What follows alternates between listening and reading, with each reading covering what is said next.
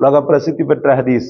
பனி இஸ்ரவேலை சார்ந்த ஒரு சகோதரர் சொர்க்கத்தில் மரக்கிளையை பிடித்தவாறே வாழ்ந்து கொண்டிருந்தார். சொர்க்கத்தில் அந்த மரக்கிளையினுடைய ஹிஸ்டரியை சொல்லும் போது அவர் தன்னுடைய வாழ்க்கையில மரக்கிளை ஒன்றை என்ன செய்தார், பாதையில இடையூறாக பார்த்தார்.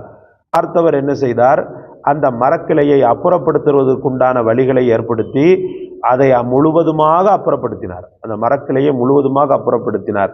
இதை பார்த்து சந்தோஷப்பட்ட இறைவன் சொர்க்கத்தில் அவரோடு சேர்த்து மரக்கிளையும் சேர்த்தே சொர்க்கத்துக்கு அனுப்பினான் என்பது பெருமானார் ஸல்லல்லாஹு அலைஹி வஸல்லம் வார்த்தையாக இருக்கிறது. இப்படி சகோதரர்களே, மக்களுக்கு செய்யக்கூடிய ஒவ்வொரு தொண்டும் தர்மம் என்பதை நாம் மறக்கக்கூடாது. பொருள் ரீதியான தொண்டாக இருந்தாலும் சரி, அல்லது நல்ல வார்த்தைகளை பேசுவது, ஒரு கவலையால் பிடிக்கப்பட்டவனுக்கு ஆறுதலான வார்த்தைகளை சொல்வது கூட தர்மம் என்று பெருமானார் ஸல்லல்லாஹு அலைஹி வஸல்லம் சொன்னாங்க. அவனுக்கு போடுற